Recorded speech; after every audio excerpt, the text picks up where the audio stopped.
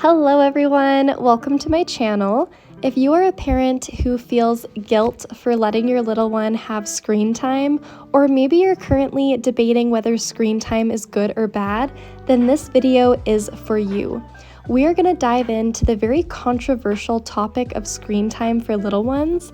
I will be sharing why we often have guilt when it comes to screen time, what the benefits and dangers of screen time are, and some healthy alternatives to screen time. Before I dive into this topic, I want to mention that I am not a perfect parent. Everything I say in today's video is my knowledge and what I know to be the truth. However, I will say right now, my kids do watch TV. I try to do minimal screen time. However, there are some days that the TV is on more than I'd like to admit. I also want to say that just because you believe screen time is not the most healthy choice for your child, it doesn't make you a perfect parent. It makes you mindful. I recently saw a post on a Facebook moms group, and a mom was reaching out because she felt guilt for having the TV on, and she was wondering if other moms could relate. Well, there was a big division between responses. Some people were all for screen time, and some people were very against it. One particular response that I found to stand out was a mom who stated that her TV was on the entire day, and whoever had a problem with that should be her babysitter because they're such a perfect parent. Again, it does not make you a perfect parent just because you believe that screen time is not healthy for your child. And in the same sense, it doesn't make you an awful parent for allowing screen time.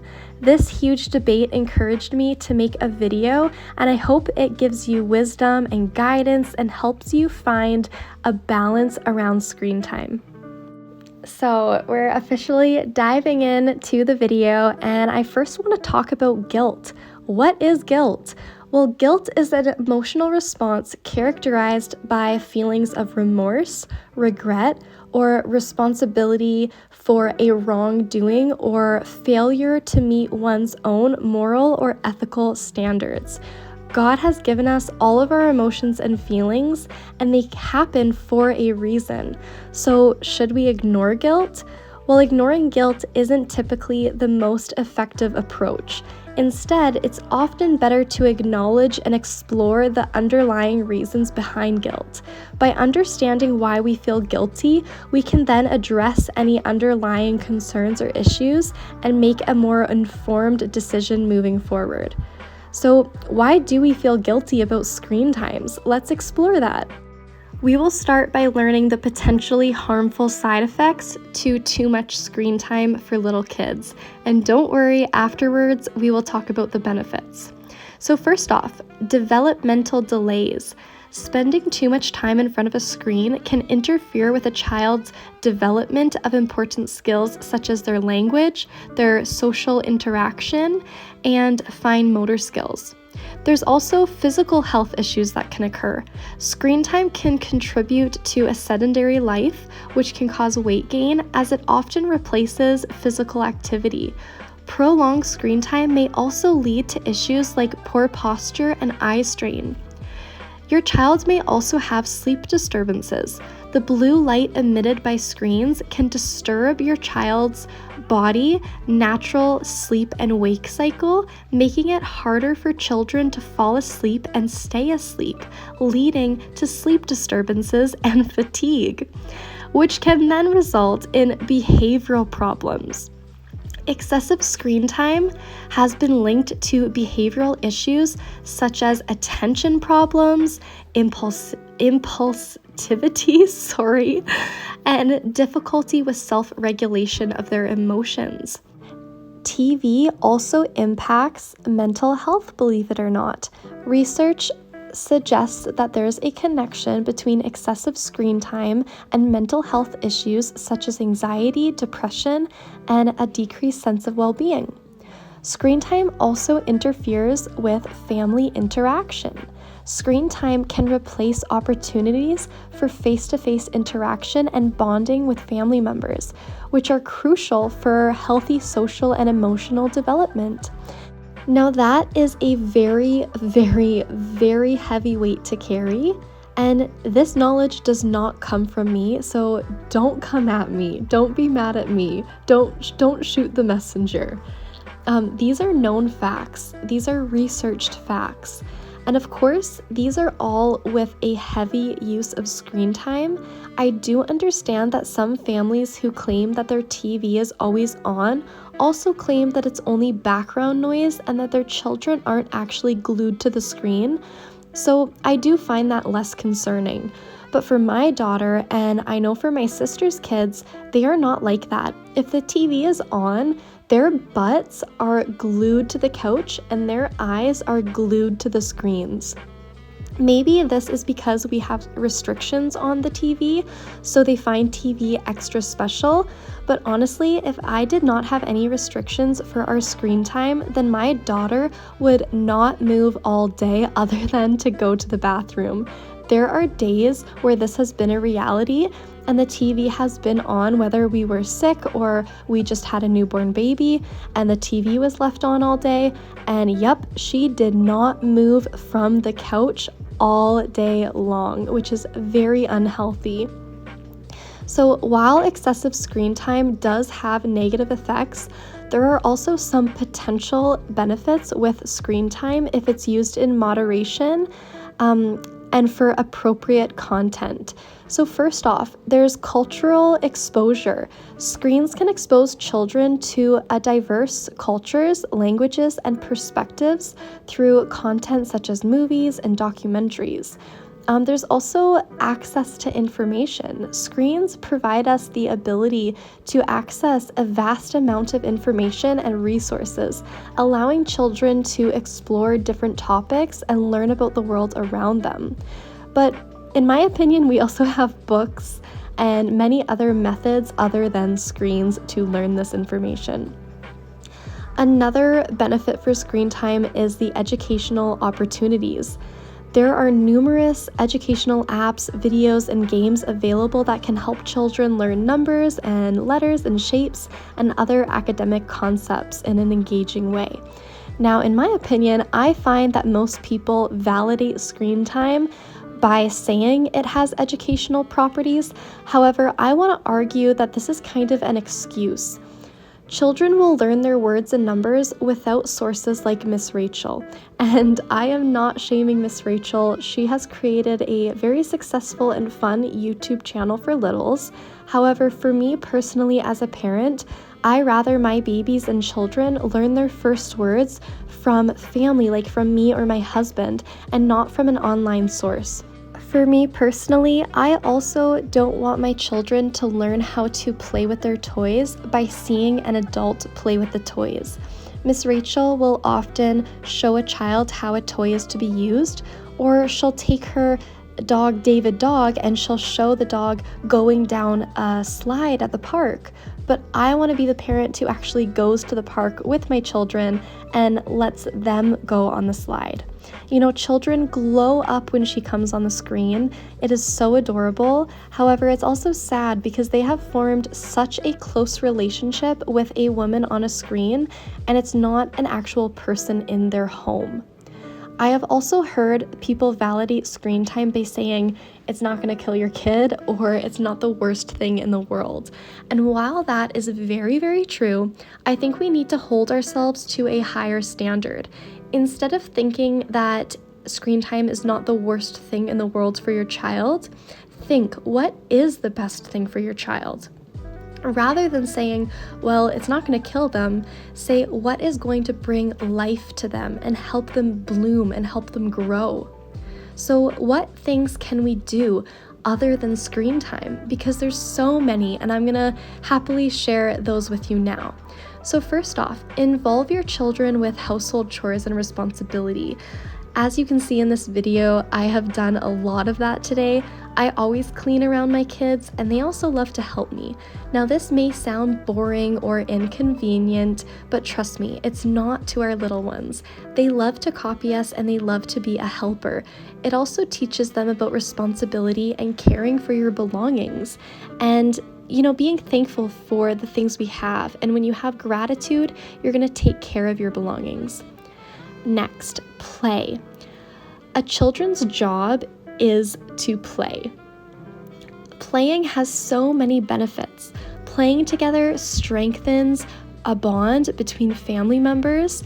It gives a good sense of family culture, and it provides children with a sense of security and belonging. Play is crucial for a child's development. It helps them learn about the world around them. It helps them problem solve, and it promotes creativity and improved motor skills. Play is also a natural stress reliever. It offers a break from the chaos of the day-to-day life. Another one that is a really good idea is subscriptions for toys. If you are finding that your children are not playing with their toys, or they're really getting bored of their toys, then consider getting a toy subscription. New toys every so often really excite your kids, and they will entertain your children for hours on end. Lovevery in particular is the best toy subscription that you can subscribe to, in my opinion. The quality of these toys are simply unmatched. It gives me so much peace of mind to know that a company has done their research and really understands child development. They create toys tailored to your child's specific age, and it aims to help your children learn new skills. Although these toys are created with your child's age in mind, they really are great for all age groups. I ordered the Helper Play Kit, and it is designed for 2-year-olds. However, my daughter, who just turned 3, I knew she would absolutely love the felt flowers that comes in this kit, as well as the sink that you can actually turn the tap on and off and wash the play dishes. My son, who just turned 1, also loves playing with all of these things. The kids were both trying to get their hands in the sink at the same time, and it literally entertained them all afternoon. I know these toys are going to come in handy for years to come, and my son is going to grow into them. We cannot wait to pick up our next play kit and get it in the mail. It brings so much joy into our lives, and convenience, to be honest.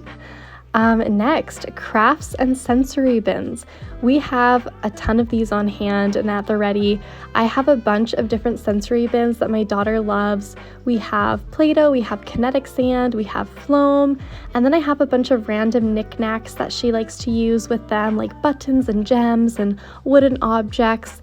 The dollar store and Amazon is a great place to find these little things for sensory bins. Michael's is great too, but they're a little more expensive from Michael's. I created a fairy bin, and I found these cute little fairy houses and butterflies and fairies and little trees and forest animals. And I also created a mermaid sensory bin using like pebbles and mermaid characters. And I also found these little grassy things that kind of resembled seaweed. And I got all of that stuff at Michael's. I love sensory bins because you can get so creative with them. And if you're a parent who lacks in creativity, then there are so many ideas you can find on Instagram and Pinterest, or even just giving it a quick Google search.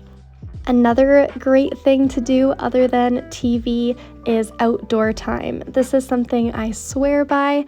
Get your child out of the house at least once a day. It doesn't matter what you do or where you go, but a change in scenery is going to serve everyone well. It can be really dreadful to be stuck in the same 4 walls each and every day. I like to try to go for walks with my kids every day. It's been really cold lately, so if I'm being honest, I haven't been able to live up to that standard, but I notice a big difference in my children's moods and behaviors when I do take them outside. Another great alternative to TV is music. If you love background noise, then consider listening to music, specifically worship music.